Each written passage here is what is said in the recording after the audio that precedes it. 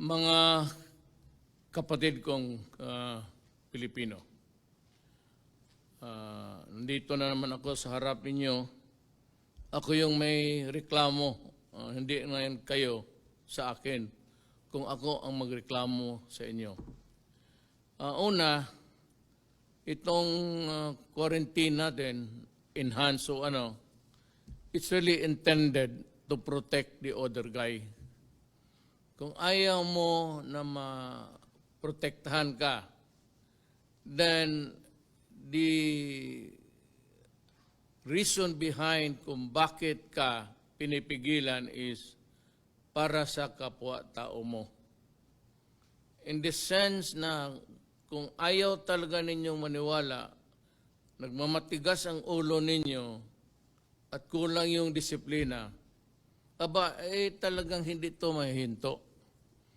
Kasi every time magdidikit kayo, nakita ko, nagsasabong kayo, may painom pa. I'm calling on the local government units to kindly just follow the direction or guidelines. Hindi nga naman ako namimilit. Hindi nga ito martialo eh. And even dyan yung martialo, you do not put people in prison. Walang rason ang martialo kasi wala namang virus dyan, wala namang bacteria, wala namang whatsoever. Hindi nga naman ito martialo, pero parang martialo na rin in the sense that I have to impose something on you for your own good and for the good of the country and people. Sa akin, pag ayaw mong sumunod, ako lang ang if you ask me, sige, bahala kayo. Pagdating ng panahon, huwag kang pumunta sa akin, magpa-ospital ka, tapos ako pa ang pagastusin mo. Ginusto mo yan eh. Ngayon, alam ko na sabik na kayo. Para kayong taga-bilibid, lahat tayo, pati ako. Hindi na nga ako makauwi sa Davao. Birthday ng apo ko, birthday ng yung partner ko, birthday ng anak ko, hindi makauwi. Bakit? Hindi ako pinapayagan ng mayor doon na makapunta. Walang eroplano na may pasahero makalanding sa Davao City. Pinagbabawal ng mayor doon. Kung sang-ayon ba yan sa instruction ko o yung rights of the people to travel, malaking debate na yan eh. At saka ayaw ko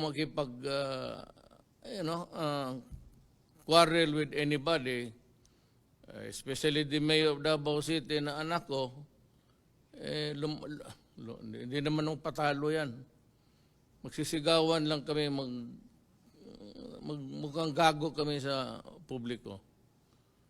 So, sundin lang natin. Ako mismo, gusto kong umuwi, birthday ng anak ko, birthday ng apo ko, birthday ng partner ko, hindi nga ako makasakay ng eroplano kasi hindi ka palan, you are not allowed to land. That's the problem. So kung pilitin mo, baka puntahan ka doon at the mayor.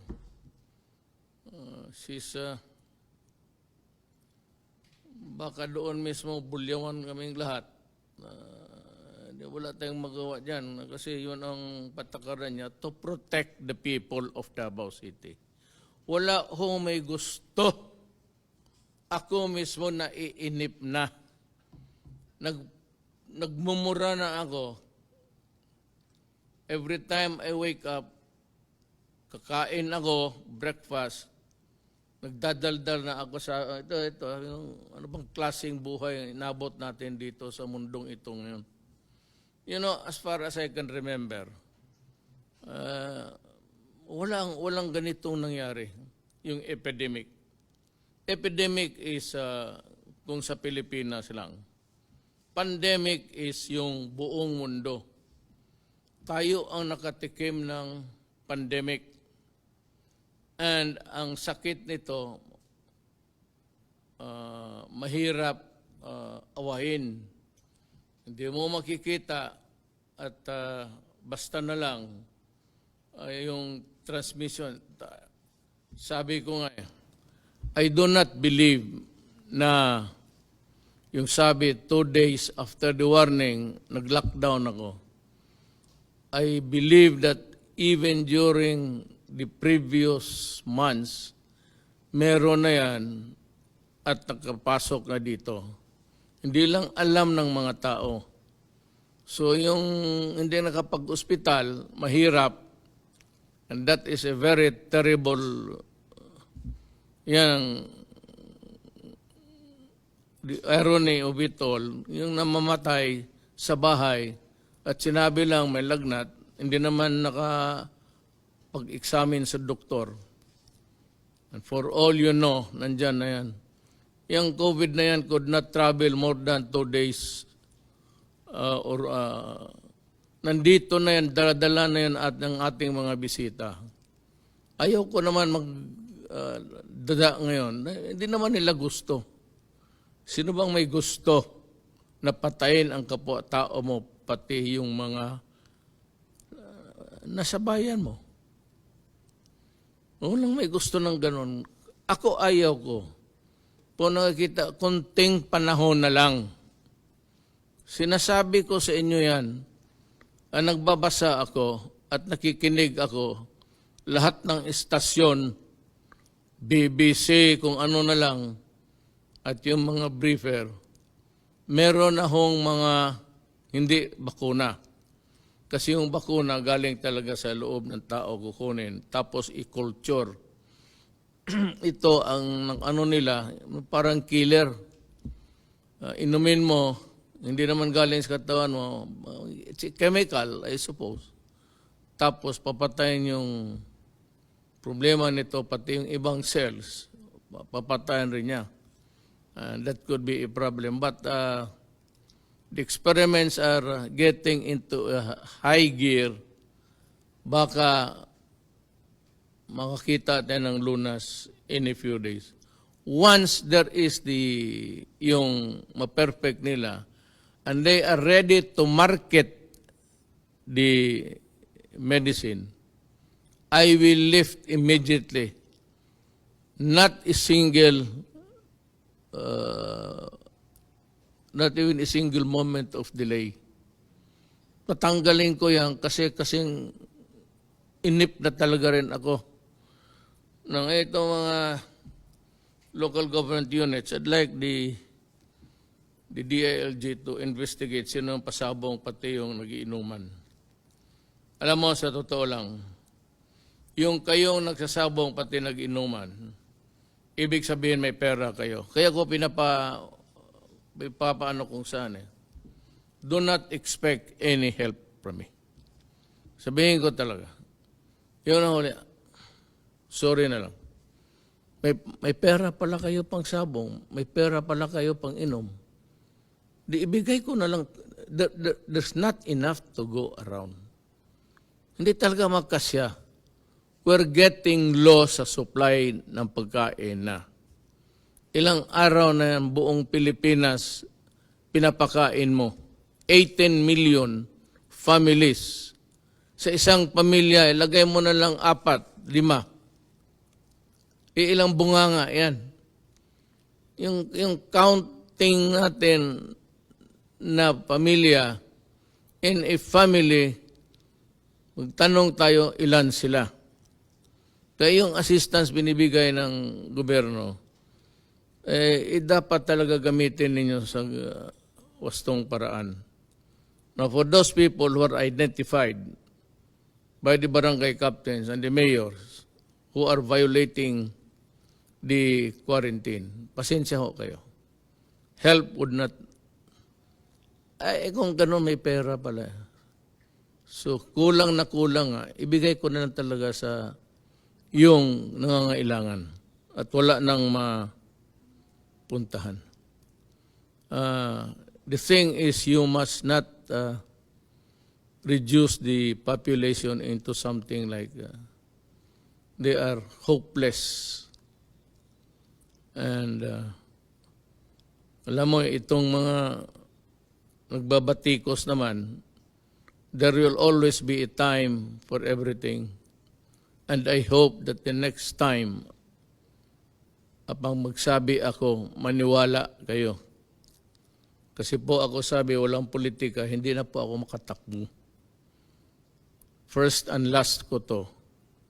And then but for the sake of the country, I will identify yung mga Pilipino na walang ginawa kung hindi magbatikos, maghanap ng mali. Para lang may masabi at marinig sila ng mga tao. Yan ang iwasan ninyo. Yan yung naglalaro ng politika. At for so many years, ilang taon na sila nandyan, puro posturing, forma, choy, pretty boy. Marami yan. So may mga babae rin na yak-yak ng yak-yak, wala namang ginagawa. Sa panahon nila, puro corruption. At mamakalinis. Huwag ko kayong makinig dyan. Dito kayo makinig sa gobyerno. Total, ako ang nagdadala. I'm telling you, we're doing everything honestly. Hindi kami humahawak ng pera. Maraming mga milyonaryo nagpunta, nagsabi, magbigay ng tulong, ipapadaan sa, alam mo na. Siyempre, para malaman ng presidente, talaga nagbigay sila. Sabi ko, hindi ako nagtatanggap ng pera. Idiretso ninyo yan doon sa ospital. Do not, I'd like to, this is also maybe for the information of everybody. Do not come to me bringing money. I do not accept. Ayaw kong humawak ng pera. Kasi ayaw kong magkwenta. Pag siningil ka balang araw, saan yung, ayaw ko ng ganun.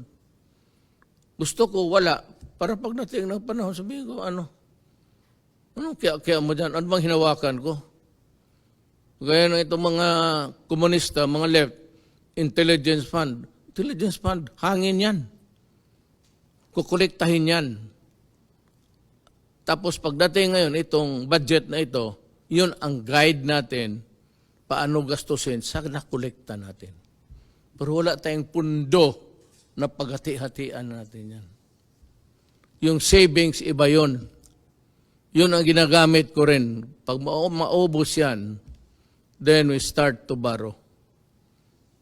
Pag wala nang naubos na yung pautang, then we sell the assets of the government. I hope that this dilemma that we are facing now will end soon. Lahat naman tayo nagdadasal. Ako, I seldom pray. Believe me. Bihira ako na medyo, hindi naman nakaluhod. Nakaupo lang sa kama. Tapos, calling the Almighty God to have mercy on His people for all mankind. Kasi ipit tayo. Kung wala na tayong ibang nasa kanto ka na eh. Wala ka ng ibang matawagan. Hindi mo matawagan kung ano, mga eksperto hanggang ngayon. Nabubungo na kung paano nila gawin ang vaccine. But, sabi ang bakuna is about 2021. Ang bakuna. Pero yung ibang medisina, yung mga killer antibodies, nandyan na ata. Pero yung bakuna, which should give us a permanent immunity sa sakit na yan, wala pa. So itong killer, baka pagkatapos, you are not careful, babalik rin. Now, ngayon, bakit ayaw mo lang, baski piecemeal? Sabi kasi ng mga experts, hindi naman ako expert. Hindi ako abogado, hindi ako doktor, abogado ako.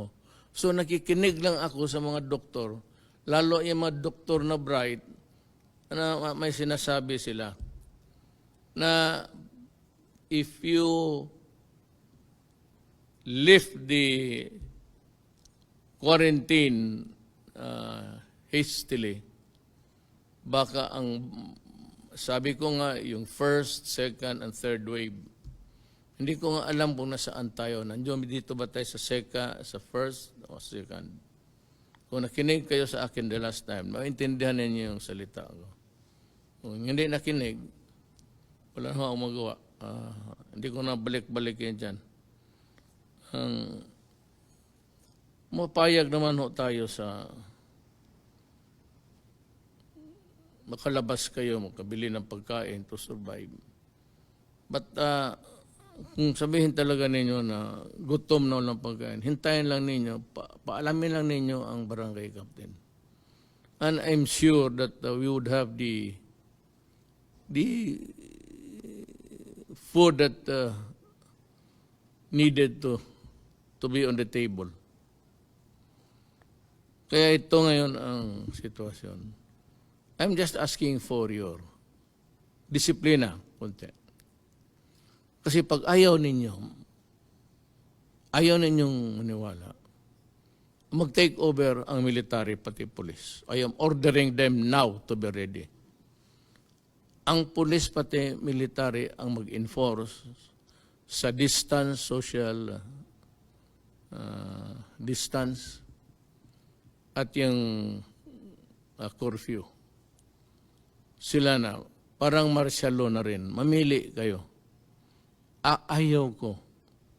Pero pagka naipit na yung bayan at walang disiplina kayo, hindi na bali sana kung hindi kayo maniwala sa akin, no? Wala man ang paki.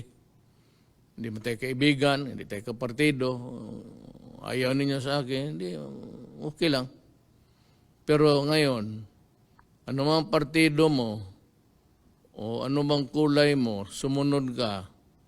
Kasi pag hindi, ang kaharap mo sunod, ang militar na pati polis. Yan ang ano ko. Ngayon, kailan talaga estimate mo, bigyan mo kami. Baka next week. Every day they are at it. Kaya nga, nandyan sila nakatutok. Habulan sila ngayon. Pero alam ko, even before the vaccine, which yung isang malaking Johnson & Johnson, sabi nila that they are almost a mile away, 2021. Yung iba naman nagsabi that kung matsambahan nila, baka matsambahan nila, may medical studies na sila, clinical studies. Kung yung binigyan nila ng 50 persons, lumusot lahat na may COVID, baka swertihin tayo. Swerte yan ng kumpanya, swerte ng tao sa mundo. Ngayon, ang ating total, kita mo ang ating total, it's 5,660. Ano na lang kaya kung hindi tayo nag-lockdown? Dikit-dikit kaya sa MRT, nakatindig, nakamatabi, mag-ubo. Ano na lang kaya yung sa mall? Ano na lang kaya ang mangyari kung yan sa palengke? May mga palengke dito, okay lang. Survival to, pati kakain. So people will have to go to the palengke to buy food. Isa-isa na lang, magsakripisyo ka ng isa, huwag naman kayo lahat lumabas. Magsakripisyo ka lang ng isang tao sa pamilya ninyo. It could be your husband. Pero yan lang, pagka nagkasakit, at least isa lang. Kaysa magsabay kayo lahat, baski doon sa bahay, huwag kayong, lalo na kung may ubo, i-isolate mo na siya. Kung isa lang yung kwarto ninyo, di doon siya sa kanto. Maglagay kayo ng kumot dyan, latag mo dyan sa lugar niya para at least yung ubo niya. Dali naman yan. Yung ang panyo, lagyan mo lang alcohol, doon mo ibuga. Okay na siguro yan. Yung wala nang iba na kwarto ninyo, bilihan lang alcohol, mura. At least you can afford it. Sabi ko nga, kung ano lang, kamay-kamay lang, walang problema yan. Maglagay ka lang ng drum dyan, puno ng gasolina. Ilagay mo lang yung kamay mo dyan. Patay na yung... But these are things which we think that we'll have to resort to. In extremis, ika nga yung wala na. Ngayon, ang maganda nito, kasi 5,660 cases, ang 435 naka-recover. Ang 362 patay. Yan lang sa Pilipinas. Ewan ko sa probinsya, I do not have the, maybe this is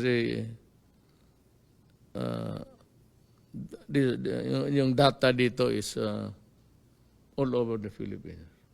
Kaya hindi ko masisi yung anak ko na pati ako. Akala ko nagbibiro eh. Nung una sabi ko, uwi ako. Tapos sabi, tumawag kay Bong, sabihin mo kay Mayor, kaya hindi ko siya papayagan mag-landing. Siyempre, kung puntahan mo yung tower, tapos sabihin, huwag mong palandingin yan, wala tayong magawa. Yung tower, hindi magbigay ng go signal for you to land.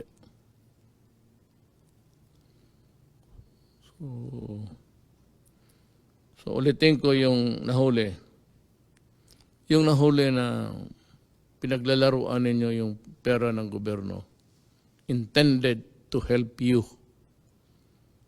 It's not na lahat kayo kinukundin ako. Probably there are about 80% na ano. Pero yung 20%, mga tarantado talaga. Ang problema, kung yung pamilya na yan, yung asawa, kasali sa 20%. So, magsusugal ako ngayon. O para sigurado, ang pera hindi masugal, hindi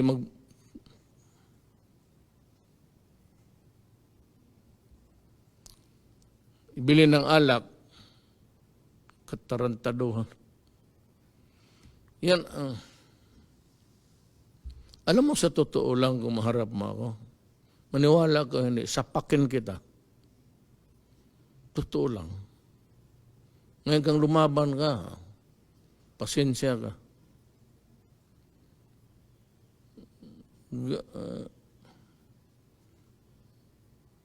Ganun talaga. Pag may ibigay ako na pera tapos na, pati yung mga pulis mahuli ko magpiat-piat dyan sa estasyon.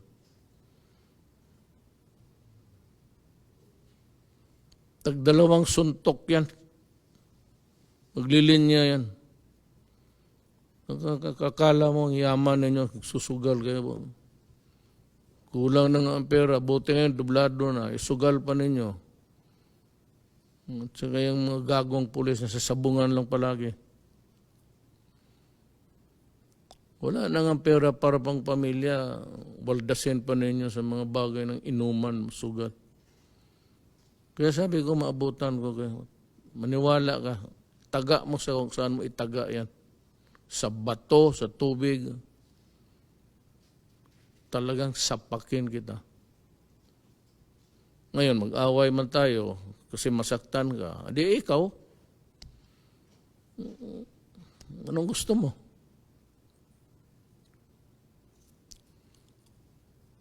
Buti magkaintindihan tayo. Hindi ako napagtapang-tapangan.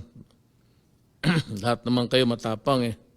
Hindi nga kayo natatakot na mahuli na inuman sa labas, nagsusugat. Kung ang tawag mo dyan, kung hindi, ano yan, kung hindi katapangan. So lahat tayo, parang inyong katapangan ninyo, letse, mga puro mo kayo ulol.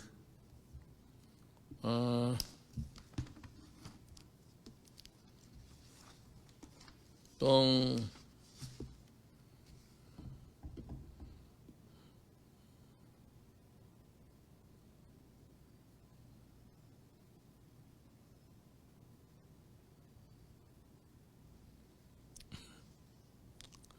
ang kasi dito kasi na well, yung assistance and kung kunin inyong asawa, huwag ninyong ibigay.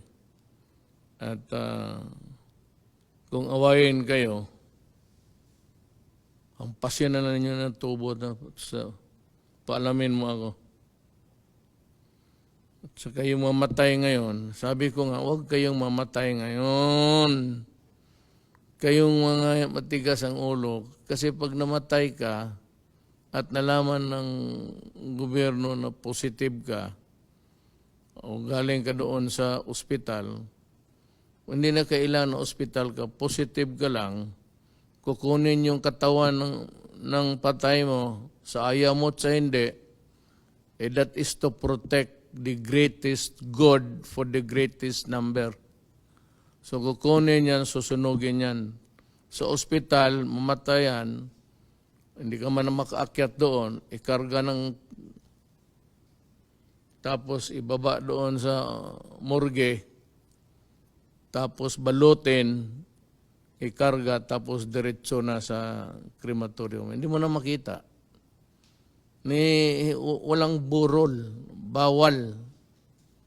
Pagka-COVID, bawal ang burol. Ngayon, kung malaman yan, kukunin yung patay sa harap ninyo, yung kabaong, ibalik na lang sa inyo, balik mo doon sa punerarya, kasi yung katawan, susunugin talaga yan. Para talaga yan sa lahat. The greatest good for the greatest number.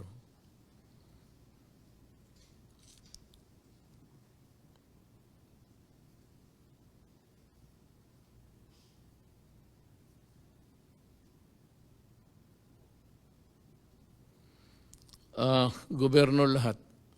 Hindi kayo makapili ng crematorium. The procedure as outlined by the Department of Health, hindi sa amin, masunod talaga. Ito namang may-ari ng crematorium, may I ask you to maintain yung presyo ng cremation before quarantine. Ibig sabihin, yung presyo na wala pa tayong problema, yun ang ibigay ninyo. Nakikiusap ako. Total negosyo yan eh. Kumikita kayo ng pera, sunusunog yung katawan. So, ngayon, kung taasan ninyo yung presyo, tapos iiwan ko yung patay dyan sa inyo. Sabi, sunog, magkano, ito. Tapos sabi ko, huwag niyong taasan ninyo. Tapos magsabi sila, tawag sa akin, Mayor, ayaw man, ganito yung presyo nila. Sige, iiwan niyang patay dyan. Iiwan niya sa hagdanan nila. Bahala na sila niyan. Saka itong hospital, alam ko delikado. Alam ko in ordinary times, talagang unreasonable.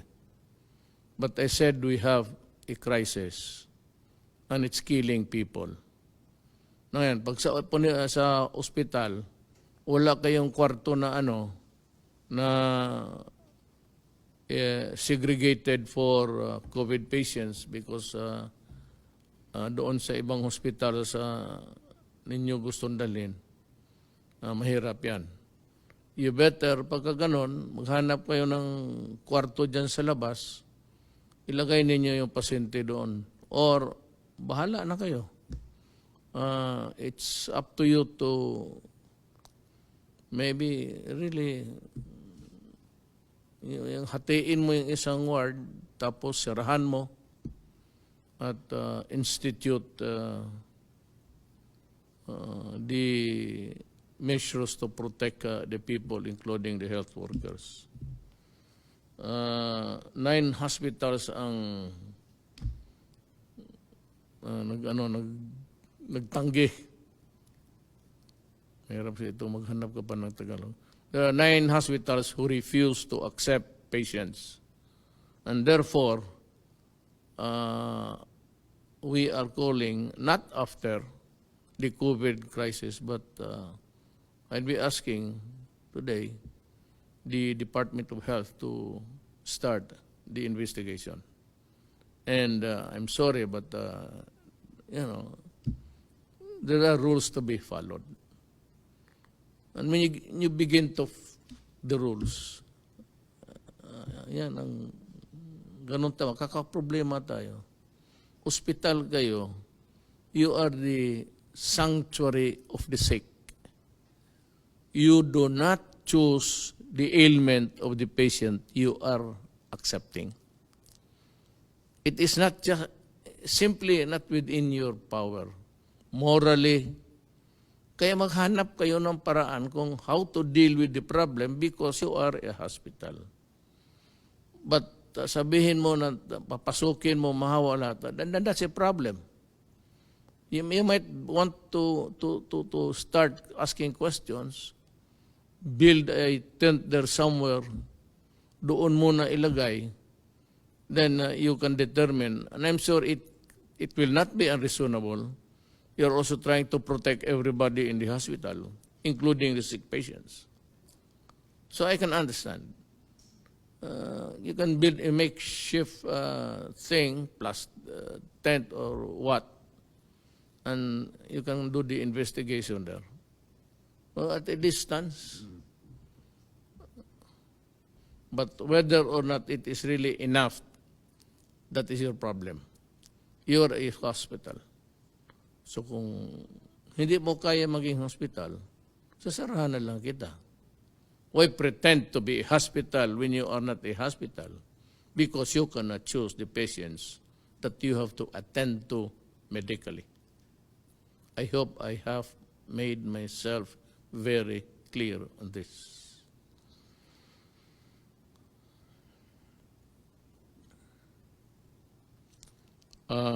Also for the doctors to take note of what happened to the patient, because questions will be asked later, and you will be in a position to answer correctly.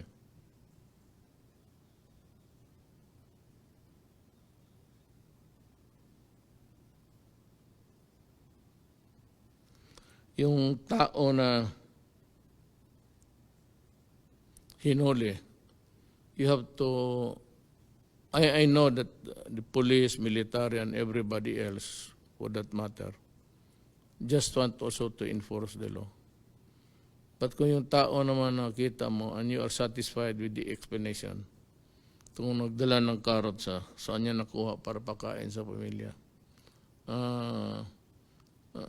sabihin mo saan siya nakatira. And kung hindi na wala namang sakit, for the police to ipasa na lang. Kung taga Tondo, ganun, ihatid mo sa boundary, tawagan mo yung police doon, na ihatid ninyo sa, kasi nakatira sa dyan sa Tondo, kayo na maghatid. And let the barangay captain know, inform him of the situation, that there's a guy here, family, was not eaten for, tulungan na lang natin. I'm sure if you bring this to the attention of the mayor, Mayor Moreno, and every mayor for that matter, no mayor could ever also bear to see his constituents die of hunger. So I'd like to remind everybody that whatever we do here, there has to be a humanity in it. It's just a question of enforcing the law. You have to take into account the humanity angle. So, kaawa naman.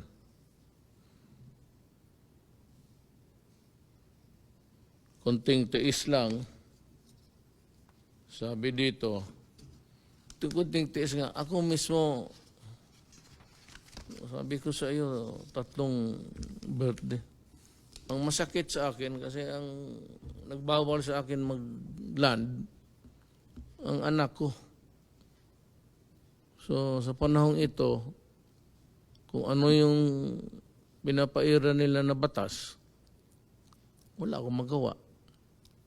Because they're trying also to protect the people of Davao City. It might may be a very noble gesture, but it can sometimes be cruel. Because people from the outside cannot enter Davao. Maybe you are allowed to leave, but to enter, wala na, pati yung mga bus galing Bukidnon, North Davao, Del Sur, Occidental. A lot of those residents may mga anak, nag-aaral. Ang problema, may lockdown. And you know, I have to admit it. This thing about sequestration or quarantine is a cruel. It's a cruel action by the government. Hindi madali ito. Pati ako nasasaktan. Problem is, kung magdikit-dikit tayo uli, palabasin ko kayo lahat, magsakay na naman kayo ng train, lalo na yan, marami ng puntahan kasi ilang araw na bara. Magdikit-dikit na naman tayo, isang ubo lang, haros yung... Kasi kung hindi ko nilockdown ang Pilipinas, no? Kita mo yung mga bansa na, hindi naman, I don't know if it's... kayabangan rin ng mga leader. Ayaw. At dito, tayo ang nauna sa Asia. Tayo talaga ang nauna sa Asia. Maybe, hindi naman ako nagyabang, maybe because I was really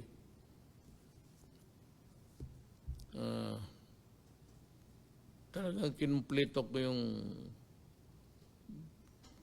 pagka mayor ko para maalagaan ko kayo. Sorry, I'm not given to use the word president. Kaya sabi nga nila si Duterte hindi presidente. Tama. Tama, hindi ako presidente. Kung anong asta ko? Mayor. Bunganga ko, mayor. Lahat ng galaw ko, mayor lang ako. Ngayon, kung may standard kung paano gagalaw ang presidente, wala pa akong nakita. Walang guideline, paano magdamit, paano maswerte na.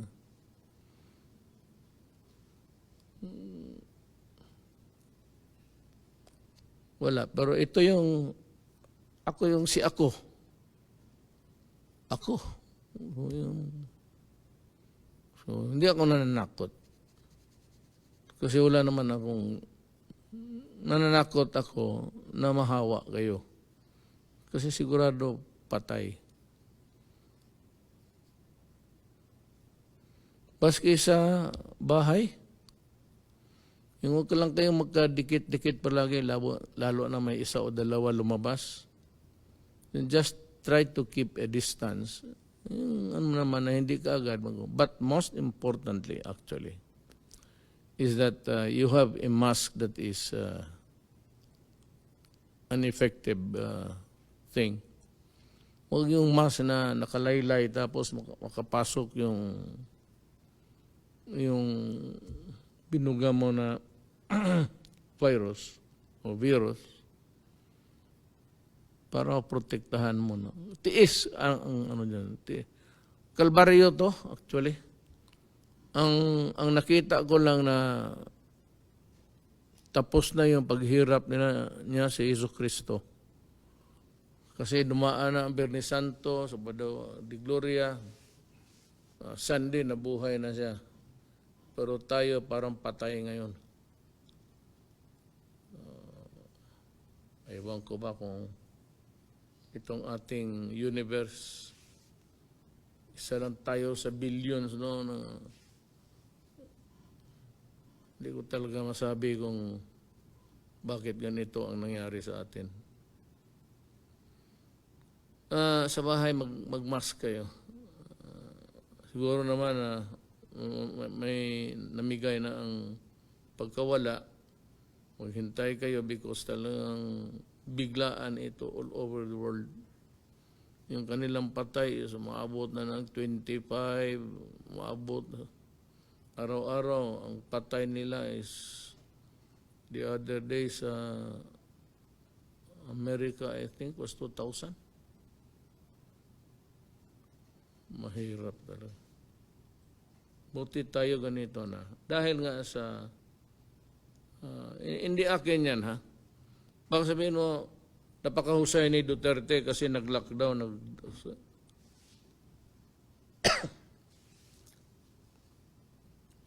Ang may sabi niyan, yung mga doktor, hindi ako. Hindi akin itong social distancing. Itong distance rule. That's not mine. Hintay lang kayo. Sabi ko, pag nandyan na yan bukas, may mga ano na yung iba atat na rin yung gusto nila ilabas yung kanila antibodies na. Wala ng proseso, antibodies na. Yan, yung iba, usually magkuha ka kasi ng doon sa patay, kunan mo ng dugo niya, i-inject mo doon sa kabayo.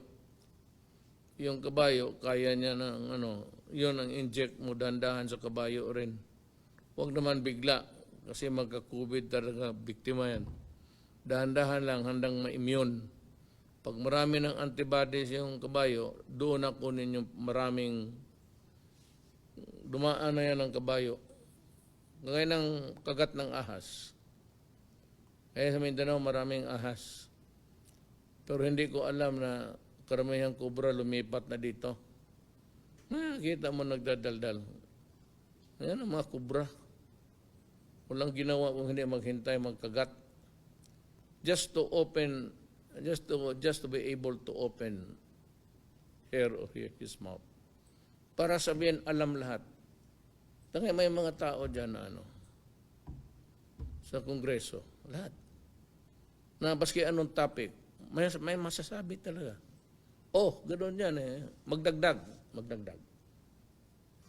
Kaya ayaw magpaiwan.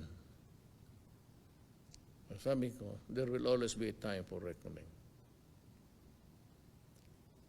Dating ng eleksyon, sabihin ko sa inyo, kung sino yung tao na dapat pili. Pumili kayo ng baka may next COVID. Kikita mo naman kung sino-sino sila. Ano ang nagawa? Ito lang tanong ko. Dumaan naman kayo. Ano ang nagawa ninyo para sa bayan? Yan lang. Pag sinabi ninyo ako wala, okay wala, ay kayo. What have you done for the country except to talk and criticize and talk? Pilipino naman, nakikinig ka dyan sa mga, babasa ka dyan sa mga Facebook. Tapos pagdating ng panahon ng kamatayan, ito lahat bagsak ka na. Then you look to government for succor.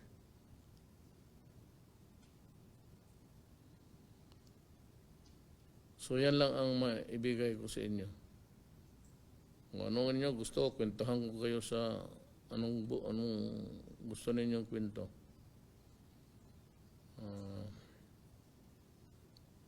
Wala nga. Not in the last generation, even during the war. Sabi nila, matatanda. Ngayon lang talaga sila nagkaroon ng experience na ganito. Tako tayo sa bahay. Sabi nga na isang smart elect, paano natin malabanan yung COVID, Mayor, kung nagtatago tayo sa bahay? correct ka. Yun ang misteryo ng COVID. Nakatago ka na at gusto mong mag-away. Ang awayin mo, magtago ka. Di ba? Magtago ka dahil mahawa ka. Gusto mong labanan, o sige, labanan natin. Paano? Magtago ka. O, ganun rin. Ang China, kasi nagsunod, yung sa UB, saan galing yung doon nag-umpisa itong contamination? Okay na. Nag-lockdown sila 59 days. Nung isang araw, binuksan nila. Maligaya na sila. Sumunod kasi wala na silang positive. Not one of, not even one sa population. So, sunod lang tayo, baka magkaroon rin ang mangyari para magpasalamat tayo. Again, I said, I know it's hard. Alam mo, sa totoo lang, gusto ko na lumabas kaya alam mo bakit? We are running low. Low as in low yung ating supplies. Sabi ko nga, we cannot feed you forever hanggang kamatayan. Hindi ka naman paggamot lahat kaagad-agad. Ilan lang ospital.